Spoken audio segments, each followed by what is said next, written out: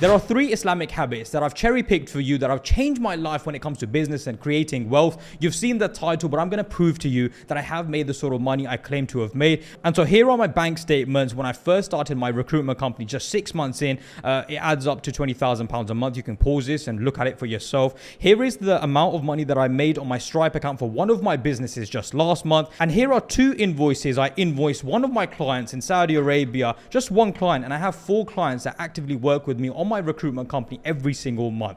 So now that I've proved to you I have made the sort of money I claim to have made, let's get into the Islamic habits. The Islamic habits that have really worked for me, and I would say I would never be in the situation that I am in today without these habits. Like, I truly believe this. This isn't just a cute video I'm making for you guys and oh, it sounds pretty, it sounds beautiful. If I didn't do these things, I genuinely wholeheartedly believe I would never have been able to get to the point that I have got to today. And so number 1, before we get into number 1, I want to make this clear. This is the golden rule, the golden nugget to everything. This is the skeleton of the whole video. Make sure whatever you're going to start, you start with the intention that it is going to bring you closer to Allah Azza wa Jal. Make sure your intention is that it's going to make you a better Muslim. And this is in fact something I did when I started my own recruitment company at 25 years old.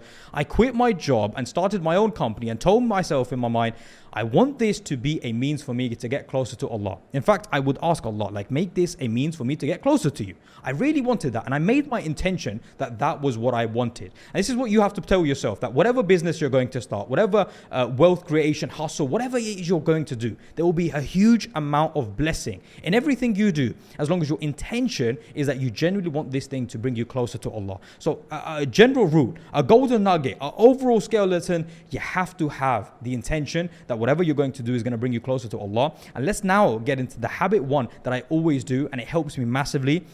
Now, obviously giving in charity helps, right? But there's a golden rule here that I do, and it really helps me. It's a secret. No one even knows this, and I'm sharing it with you guys because hopefully you can take some benefit of this and be like, you know what, that makes a lot of sense. And that is, of course, I want to give in charity. But these days, money's just in our bank accounts, on our phone, contactless, etc., etc. And so if someone comes to you and says, I need some money, can you help me out? You never really have money at that point. So something I've started doing is carrying cash. Carrying cash every single week with the intention that I want to give this back to, for the sake of Allah. I want to give this in charity. Every week, I try to take money out, Sunday, Monday, and if obviously one week I don't give it out, then the second week, I try to take out a bit more and I try to give out more.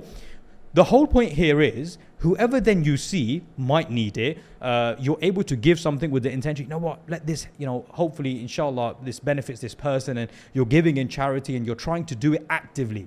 Because unfortunately, the rut that we're in at the moment, we never really carry cash. And obviously, if someone is in need of money, they're not going to be like, give me contactless or take payment. Or look, we might get to that point and that will be a crazy point. But the truth is, you need to be in a situation where you can actually help practically. If you can't help practically, then obviously it's going to be a sticky situation because, you don't have money to give, you want to give money, and months and years will go by and you will never end up giving some charity just because I guess you don't really have that money to hand. And so a habit that I do, and I believe it helps me massively, and we know this as Muslims, when you give for the sake of Allah in charity, Allah will increase your wealth, there will be blessings put into whatever you're doing in terms of your wealth, and so much more. And so giving charity is of course amazing, but a habit, something that really helps is keeping money practically and in your pocket and taking it out every week. It's helped me, and it obviously has helped me in my businesses as well. Now, number 2, again, I want to reiterate, guys, if you feel like I would have got to the situation I've got to without doing these habits, I promise you guys, it would not have happened.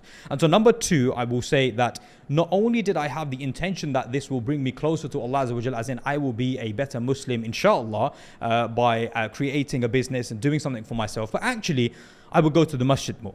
I would read Quran more. I would make dua more. I would do all these things actively more. So whatever you're doing, whatever business you're going to start, whatever you're trying to do, take the practical steps in making sure this new venture or this new avenue is actually making you a better Muslim.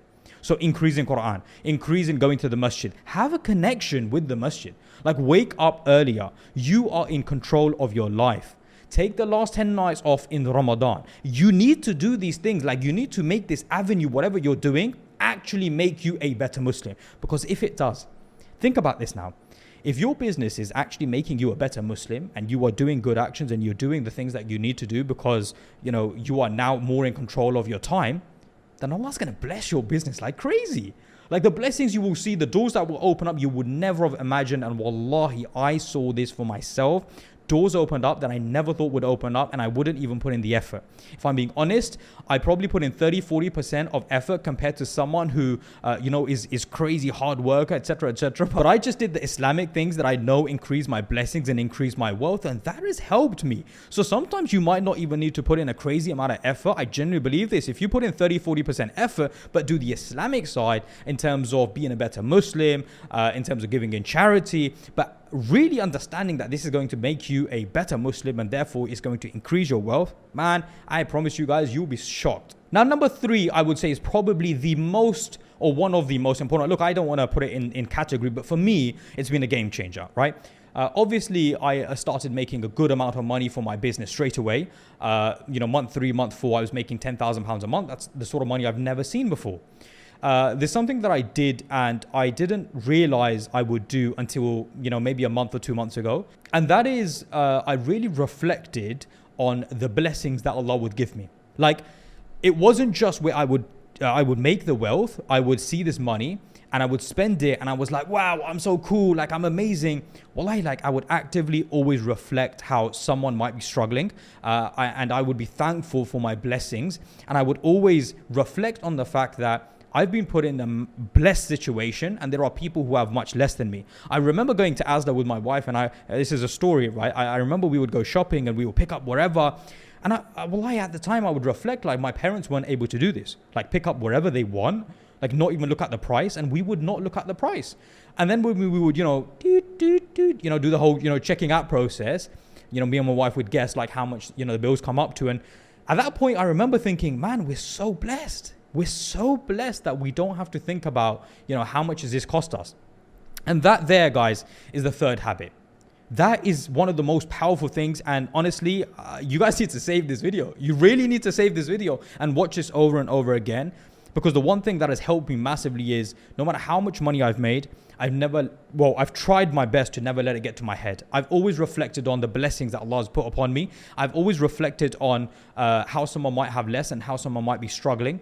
And so in the summary, what am I doing? I'm being thankful to Allah Azza wa Jal. I am appreciating the blessings of Allah. And when you are appreciative of the blessings of Allah, when you are thankful, then Allah gives you more blessings. Allah, gives you more fruits. And then what you do with those fruits is also important. So it's a cycle. Because you don't want to be in a situation where, you have a massive head, you have a massive ego, no, you think this money isn't going to go anywhere. And I always told myself, wallahi, this table can turn within a day. In fact, some of my friends, and I won't take names, sometimes ask me for some money, right? And I will give them money. And the one thing I always said to them, and they'd be very thankful for me lending them money. And wallahi, there was one thing that I would always say to them that I'm going to share with you, that the tables can turn any moment, man. There might be a point where I need you, and today I have it, and tomorrow I might not have it. My mom always said this to me, and my mother, she always reiterated this. And I'll say it in Punjabi, and for those of you that understand, maybe comment below and let everyone else know what I just said. But my mother always used to say, and does say, obviously she still tells me these lessons all the time. She would say, "Aaj hi gaya, kal da nahi pata." And whatever the translation, I'll let you guys let me know in the comments. But look, hopefully this video was of benefit. Hopefully you guys can save this video and share with your family and friends, because these habits changed my life and I want to share them with you. Barakallahu feek. Assalamu alaikum wa rahmatullah.